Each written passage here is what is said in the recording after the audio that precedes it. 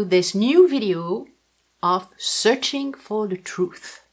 And today we're going to talk about a very, very important subject, which is letting go of past hurts. So during the first part, I will show you on the hands where you can see the hurts. And then on the second part, I will share with you a very powerful technique that should help you with letting go of past hurts. So let's start with a few examples where you can find hurt on the hand. And this is just a very small listing of all the different places where you can find hurt. So our first example is when you have a big Mars negative. So it's something that you see only on a print, and you see there is a big ball, and it shows anger and frustration. So probably something that you are not able to let go in the past. Now, still on Mars negative, you can have a star. So the star is going to make it flare up. So here you have a star on a Mars that is more or less balanced. It's not such a big Mars.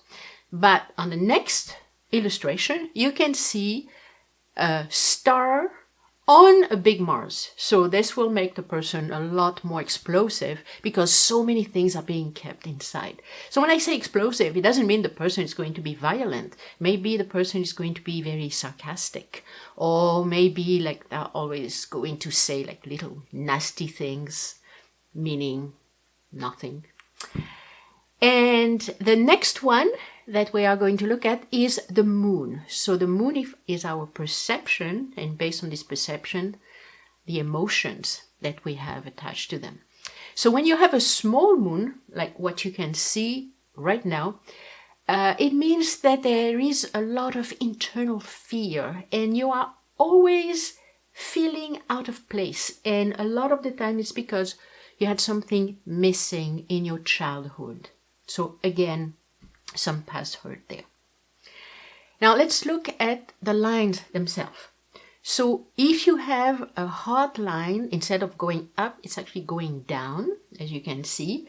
A lot of the time is trust issues. So you have a hard time trusting people. You're always expecting the worst. Because you're expecting the worst, you tend to attract the worst. And this, again, comes from something that was not solved a long time ago. Now, staying on the heart line, you can have a broken heart line. And a broken heart line, a lot of the time, has something to do with a broken heart. So, of course, this would be a specific past event. Again, on the heart line, you can have some islands. And islands are, I like to compare them to little turtles. Like you are just inside your shell and it's really hurting inside, but you're just keeping it inside. You're not really expressing it, and the energy doesn't flow. And those type of island will appear on different lines depending on your personality. So right now you have an island on the heart line, but you can also have an island on the headline, as you can see on the present illustration. And you can also have an island on the lifeline. So an island on the lifeline, again, it's something you haven't been able to let go, and it blocks your energy, and a lot of the time it's still reinforced by bad life habits, and it can lead to being sick. So it's not a good idea to keep it. You can have different combinations. Like for instance, you may have two islands on the headline, as you can see on the illustration. Or you can have, like on the headline that we see now, you have an island and a break. Or on the next one, it's a combination of many islands creating a lot of blockages. So you know that when you see lots of islands like that, there are lots of things that you haven't been able to let go. On other lines, as you can see on this illustration, You can have an island on the destiny line, which will have, a lot of the time, it has something to do with work or with what you are putting your energy into doing. And in this case, you can even see an island on an interference line. So an interference line is already a problem. And then an island is on top of the problem of the interference line. On the next two illustration, you're going to see different interference lines.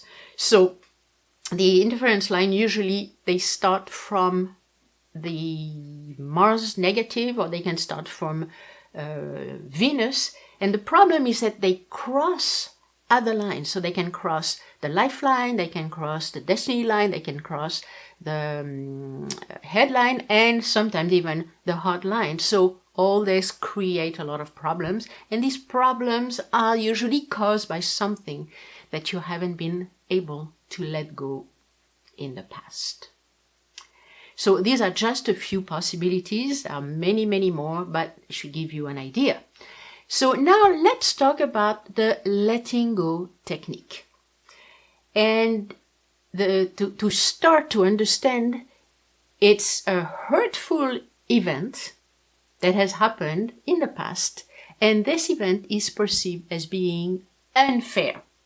So just to give you an idea of the type of event that can be involved in something that you haven't been able to let go, I'm just going to list a few there. So for instance, you can have your husband left you for another woman. This is a very common problem, and maybe it happened 2 years ago, maybe 10 years ago, 20, 40 years ago, and the hurt is still present. Or it could be a friend that you trusted that stole money from you. So trust issues. A very painful one, your son or your daughter died. Oh yes, this can be really, really difficult. Or maybe a coworker got you fired. This is very hard to let go, this one. Or something that happened many times, a long, long time ago. Your father abandoned your mother when you were a child. Or maybe something that you really prized was stolen from you. So it could be your jewelry, it could be your tools, it can be anything that you really put value on. Or a case that was with one of my clients lately, your mother has disowned you by leaving all of her assets to someone else.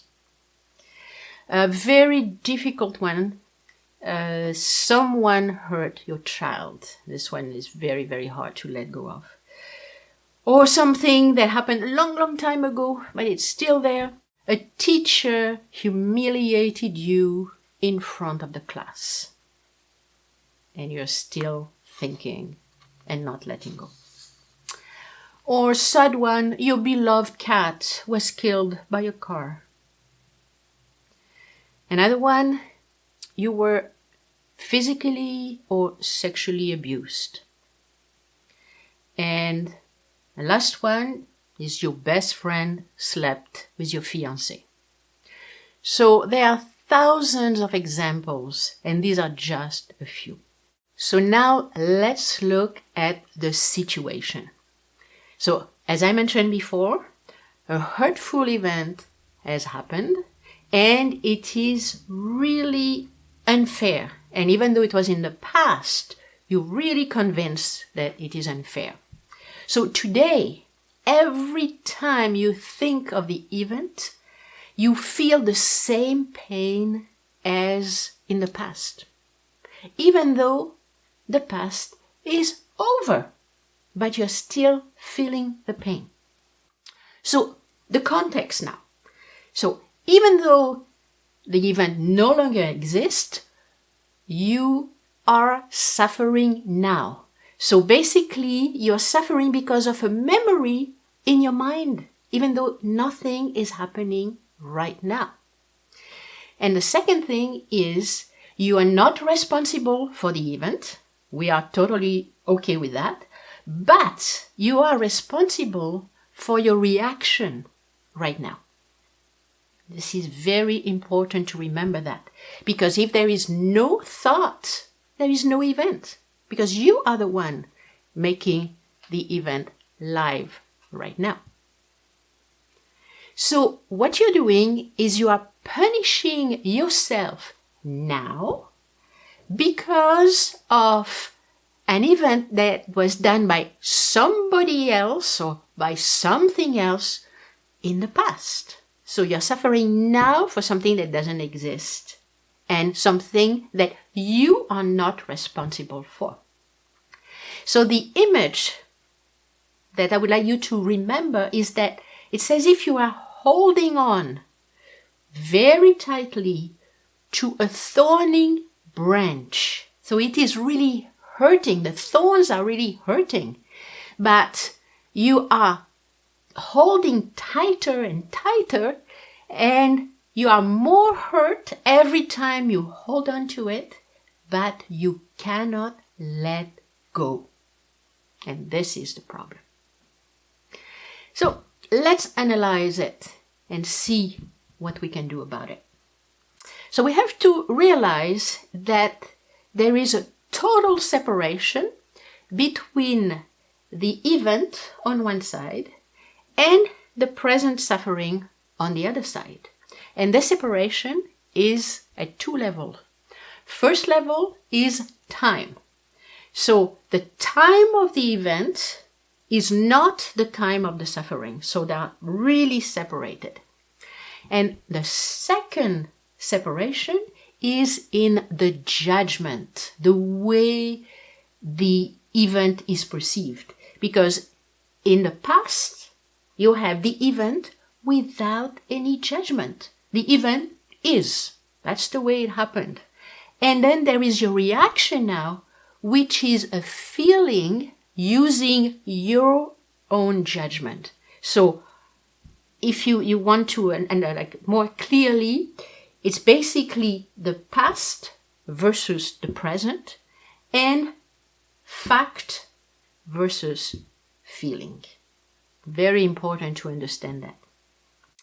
So the image of the flower, of the fact that you're holding on to the thorn, should show you that it is up to you to open your hand and to let go.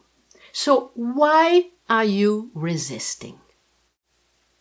The problem is because of a wrong reasoning. And here I want to acknowledge a wonderful person who is my partner, Michael, one of the wisest men I have ever met. And he's the one who helped me understand this part that I'm going to share with you. This is what he told me.